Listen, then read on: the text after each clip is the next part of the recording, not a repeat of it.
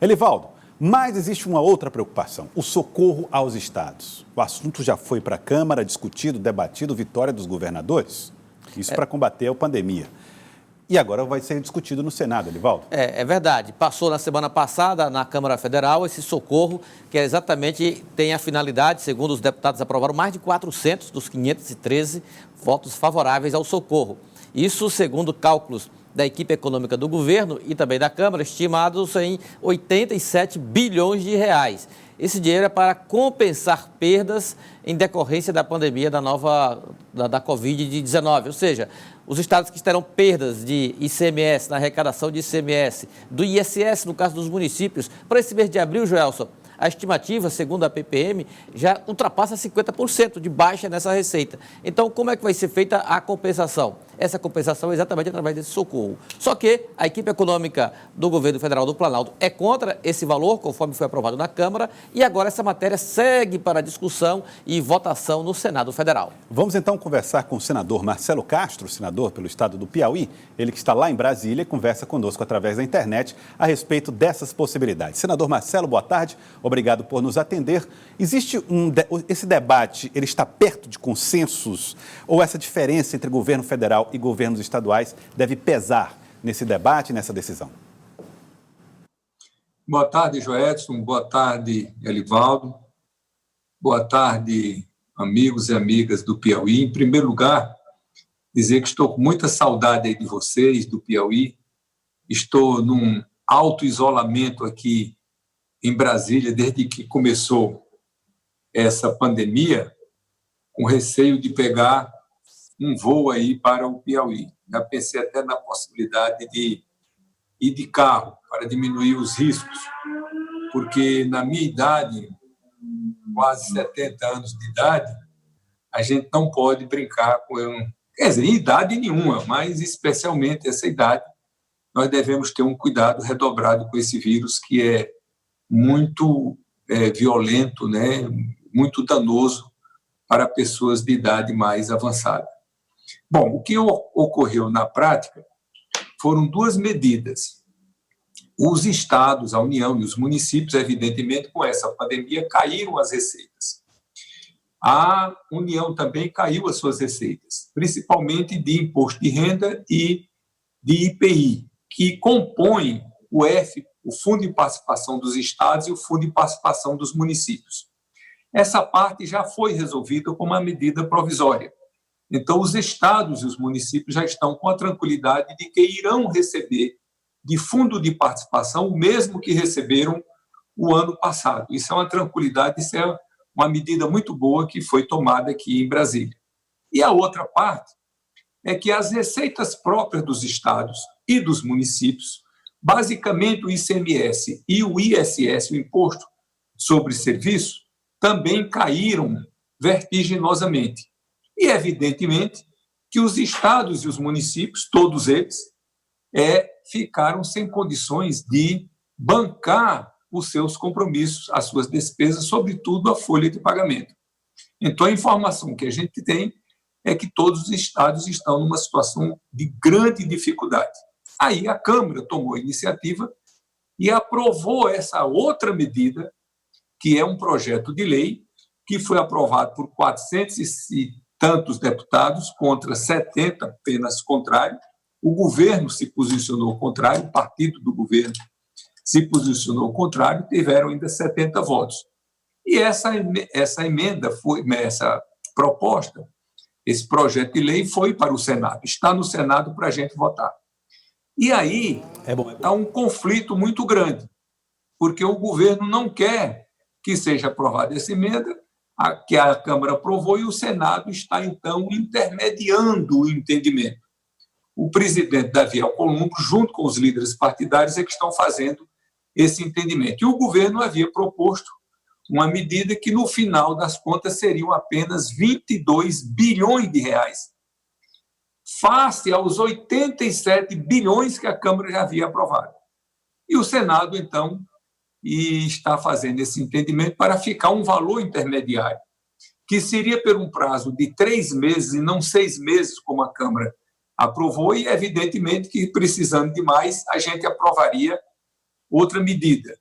e o número está num valor intermediário que não se chegou ainda, e a composição desse recurso não vai, pelo menos é o que o Senado está querendo, não seja só o cálculo do ICMS, porque aí esses recursos iriam, em sua grande parte, para os maiores estados, para os maiores municípios, em detrimento, evidentemente, dos menores estados e dos menores municípios. Então, se está querendo fazer um mix, que uma parte possa ser pela queda do ICMS, outra parte possa ser pela população, uma terceira parte possa ser pelo FPE. Então, está se chegando a um entendimento para ver se rapidamente a gente vota isto no Senado, sendo modificado para voltar para a Câmara, para que possa já no mês de maio, no início de maio, esse dinheiro poder chegar aos estados e municípios e trazer a tranquilidade que eles precisam. Nós sabemos que é um valor significativo, é importante, mas nessas alturas, só quem tem condições de recorrer, de socorrer, melhor dizendo, aos estados e os municípios é a União, porque pode emitir dívidas, pode emitir recursos, moeda, então a União é que tem que fazer a dívida para poder bancar essa deficiência dos estados e municípios, até que essa pandemia arrefeça e que a gente possa gradativamente ir abrindo as atividades industriais, comerciais, as atividades econômicas. Senador, boa tarde. E esse meio termo, esse acordo, inclusive, a ideia é muito boa. Como é que ele foi acolhido lá na equipe econômica do Planalto, que tem à frente o ministro Paulo Guedes? Ele deu ok? Pois é, não está ok ainda não, mas estão negociando e o valor seria aproximadamente uns 44 bilhões de reais. Esse valor eu estava até resistindo um pouco a comunicar, porque não tem ainda um prego batido ponta virada, mas se está chegando num valor intermediário. É evidente que o Congresso Nacional não vai virar as costas para a sociedade brasileira. Nós sabemos que os estados, que os municípios, alguém pode conversar aí com o governador Wellington Dias, conversar com o secretário de Fazenda, conversar com o Firmino ou com o seu secretário de Fazenda, e qualquer prefeitura do Piauí, todos vão dizer unanimemente que sem esse aporte de recursos federais, eles não terão recursos para fazer face às suas despesas. E evidentemente que numa hora dessa tem que haver a sensibilidade de todos nós de saber que o único ente que pode socorrer os outros é o ente federal. Por quê? Porque tem meios para isso.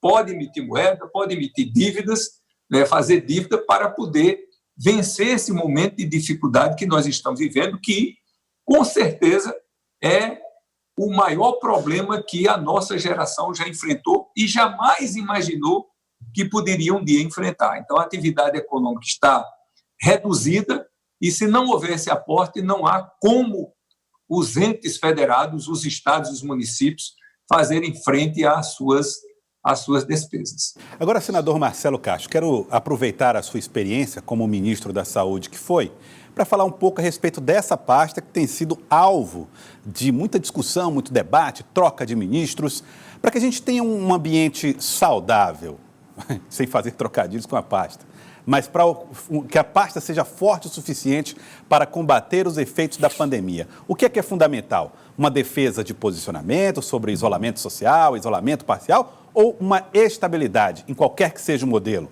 com um ministro forte que tenha o entendimento e alinhamento com o presidente? Bom, o principal, Joelis, está nos faltando, que é uma unidade de comando. Para se enfrentar uma guerra, para se enfrentar uma pandemia como essa, que é uma guerra, nós precisamos de unidade de comando. Então, a grande falta que está fazendo hoje é exatamente essa coordenação que deveria partir do governo federal, junto com os governos estaduais, junto com os governos municipais. Então, todos nós deveríamos estar falando uma linguagem só. Que linguagem é essa? A linguagem da ciência, da técnica, da tecnologia. Nós deveríamos estar exatamente de acordo com o que preconiza a Organização Mundial de Saúde, os cientistas do mundo inteiro, com as exceções de praxe, os governos do mundo inteiro, com as exceções de praxe. Então, o que é que a França está fazendo? O que é que a Inglaterra está fazendo? A Alemanha, a Espanha, Portugal, a Itália, os Estados Unidos, o Japão, a Coreia. Pronto. Se eles estão fazendo lá, nós temos que fazer aqui também. Então, o ponto discordante é essa insistência do nosso presidente da República, não é, de levar a coisa para o outro lado, como se houvesse um conflito entre combater a pandemia e a situação econômica. Não, não há conflito. Uma coisa depende da outra. Agora, evidentemente, quando você coloca vidas e economia, vidas estão em primeiro lugar. Porque para esses que vão perder as suas vidas, é ponto final. E evidentemente que, do ponto de vista humanitário e do ponto de vista da própria economia, nós precisamos estar com o maior número de pessoas vivas no final dessa pandemia. Isso é que é a verdade. Então, é um ponto negativo. Mudou-se um ministro que não estava obedecendo às ordens do presidente, veio um ministro novo, por enquanto não falou nada, não fez nada que não fosse adequado, mas fica sempre aquele receio de como é que a coisa vai evoluir daqui para frente. Agora, senador. Bom, o que é que eu tenho a dizer? É que nós devemos seguir os bons exemplos do mundo. Os países que se deram melhor no enfrentamento dessa pandemia foram os países que fizeram o quê? Em primeiro lugar, isolamento ou distanciamento social. Em segundo lugar, que essa é a grande falha do Brasil, fizeram testes para saber quem está contaminado e quem não está. Ora, se o Brasil nunca fez nenhum teste, como é que pode saber quem é que está contaminado e quem é que não está contaminado? Por quê? Porque muitas pessoas que estão contaminadas, eles não vão saber, porque não vão apresentar sintomas ou vão apresentar sintomas muito leves. E eles não sabendo, eles continuam contaminando os outros porque não estão sabendo. Senador. E muitos que estão contaminados, que estão contaminando os outros, não apresentaram os sintomas ainda porque é um período de incubação, mas vão apresentar os sintomas mais na frente. Senador. Então, o segundo item importante, além do distanciamento social, é fazer uma testagem em massa. E o terceiro, que é outra falha do nosso Ministério da Saúde, foi uma falha do nosso Ministério da Saúde, muito tardiamente recomendou as máscaras. Ora, as máscaras são essenciais. Nenhum governante do Brasil, nem do mundo, nenhum governador, nenhum prefeito deveria permitir que alguém andasse na rua sem máscara. A máscara é fundamental porque o vírus é transmitido por contato. Se eu estou contaminado, como é que eu posso, a minha possibilidade de contaminar outra pessoa? Só tem uma possibilidade, é se o vírus sair pelo meu nariz ou sair por minha boca. Se eu estou com a máscara, controlando aquilo ali, ele não sai, então eu não contamino o outro. Se a outra pessoa também estiver com máscara, 100% da população estiver com máscara, você então diminui muito grandemente a possibilidade das pessoas se contaminarem. E por que eu estou dizendo isso? Porque nós já temos a experiência no mundo inteiro. A Europa toda está contaminada, né? Em índices muito elevados. A Checoslováquia é um país europeu. E o índice de contaminação lá é baixíssimo. Por quê? Porque houve uma medida de força desde o começo, as pessoas ficarem em isolamento e a obrigatoriedade, ninguém pode botar o pé fora da sua casa se não tiver com a máscara. Como foi que a Coreia venceu? Da mesma maneira, a Coreia não fez isolamento, fez distanciamento social, uso da máscara e uso das medidas higiênicas. Nada de apertar a mão de ninguém, nada de dar abraço a ninguém, nada de beijar ninguém, viu? Não se aproxime e todo mundo com a máscara no rosto. Nós vimos agora, a Coreia realizou eleições agora. Um exemplo para a humanidade, todo mundo organizado na fila, mantendo distância, todo mundo de máscara, chegava na sessão de votação, passa álcool nas mãos, recebe uma luva para poder votar, vai votar de luva, quando volta, tira a luva, bota dentro da lata de lixo, de uma maneira mais civilizada, e eles estão controlando. Enquanto a Coreia tem a população da Espanha, da Itália, e tem 10 mil casos registrados de pessoas contaminadas, a Itália e a Espanha estão próximas dos 200 mil casos, e a população é a mesma. Então, uma soube agir com rapidez, tomando essas 3 medidas, distanciamento social, testando para saber quem está contaminado e quem não está, e usando máscara. Então, o governador Wellington Dias e o prefeito Firmino e os outros prefeitos deviam baixar essa norma urgente. Só pode botar o pé na rua em Teresina quem tiver de máscara. E máscara é a coisa mais fácil do mundo. Você faz a máscara dentro de casa, não precisa usar as máscaras que vão para o corpo médico, porque senão aí vai faltar para os profissionais de saúde, que evidentemente que numa situação dessa tem prioridade. Bom, senador Marcelo Castro, para a gente ir se despedindo, Elivaldo Barbosa tem uma notícia, inclusive em primeira mão aqui, a respeito desse assunto das máscaras no estado do Piauí. Elivaldo. O prefeito Firmino Filho já decretou o uso obrigatório de máscaras e agora há pouco, a notícia agora há pouco, é que o governador Wellington Dias também seguiu o mesmo caminho. Agora é decreto estadual o uso obrigatório de máscaras. Senador Marcelo. Uma medida mais do que razoável. Olha, pega uma fotografia de Tóquio, pega uma fotografia de Seul, de Taipei. Você não vê uma pessoa que não tenha máscara. Todo mundo tem que estar com máscaras. Então, isso aí é fundamental. Por quê? Se você sai à rua, vamos supor, e você está de máscara, todo mundo está de máscara, qual é a chance que você tem de pegar o coronavírus? Tem. Se você pegar numa maçaneta, se você cumprimentar uma pessoa, apertar a mão dessa pessoa e tiver contaminada, e inadvertidamente você levar a mão à boca, ou levar a mão ao nariz, ou levar a mão aos olhos, aí você pode se contaminar. Mas se você sai de casa, suponhamos, no seu carro, não pega em nada, não pega na mão de ninguém, não pega em maçaneta, vai de máscara, todo mundo que você encontra está de máscara, você pode sair tranquilamente à rua, voltar para sua casa, que você não vai pegar o vírus. Porque o vírus não voa. O vírus só se transmite por contato.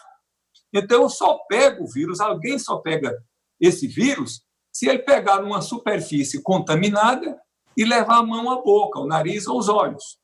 Ele só pega o vírus se ele falar perto de uma pessoa que esteja contaminada e essas gotículas de saliva que saem se transmitam de lá para cá, ou caia na sua boca, ou caia na sua mão, ou caia no seu braço, e você inadvertidamente passa a mão naquele lugar, depois leva a mão à boca e se contamina. Mas se você está protegido, toda hora você toma as medidas higiênicas, lava bem as mãos com sabão, porque o vírus tem um invólucro de gordura que quando você bota o sabão, rapidamente ele destrói. Esse vírus não suporta sabão e calor. Então, se você usou calor, botou no micro-ondas, ou se você lavou as mãos, você não tem perigo de pegar o vírus. Então, são medidas educativas. E eu acho mais que o Ministério da Saúde está errando muito. Já deveria ter feito campanhas maciças, e os governos estaduais e municipais precisam fazer campanhas maciças, orientando a população a tomar as medidas higiênicas. Por quê? Porque, obrigatoriamente, Elivaldo e Joelson, nós vamos ter que fazer a abertura. Não há como nós vivermos trancados dentro de casa. Quem é que vai produzir para a gente se alimentar? Quem é que vai... Então, os setores essenciais estão trabalhando hoje, mas evidentemente que gradativamente nós vamos ter que ir liberando os vários setores da economia, e para liberar esse setor da economia, nós, sociedade, temos que estar preparados para isso. E o preparo são exatamente essas medidas higiênicas que vários países do mundo tomaram. Coreia, Taiwan, Singapura, Japão, Hong Kong, Checoslováquia, Israel, Nova Zelândia, Islândia. Os exemplos estão no mundo inteiro. O que foi que eles fizeram que os índices de contaminação estão lá embaixo e os outros que não fizeram que o índice de contaminação estão lá em cima? Pronto, nessas alturas não tem mais dúvida. É só olhar o que foi que a Coreia fez, o que foi que a Itália não fez, para saber como é que nós devemos fazer.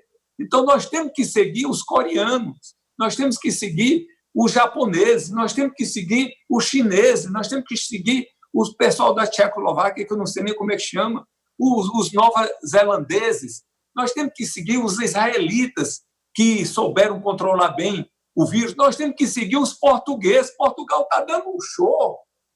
Enquanto a Itália tem mais de 20 mil mortos, Portugal tem 600. Ora, que mistério é esse de Portugal? Não, Portugal não fez nada de excepcional, só agiu preventivamente, agiu muito cedo. E aí a classe política deu um exemplo. O que é que fez os partidos de oposição? Elogiaram o governo pelas medidas que tomaram. É isso que está faltando ao Brasil. Todo mundo se dar as mãos, saber que o inimigo é comum, é de todos nós, e nesse momento esquecer tudo de questão política e todo mundo remar e trabalhar num sentido só de proteger a sociedade para que o dano seja o mínimo possível, porque o dano é inevitável, não tem como a gente sair dessa pandemia sem um estrago grande na nossa sociedade. Mas vamos lutar todo mundo junto para que o dano seja o menor possível. Quero agradecer ao senhor, senador Marcelo Castro, muito obrigado pela participação, por emprestar muito da experiência também como ministro da Saúde para falar conosco a respeito desse assunto que incomoda tanto o Brasil. Muito obrigado, senador. Eu que agradeço, sempre às ordens. Muito obrigado, senador Marcelo Castro.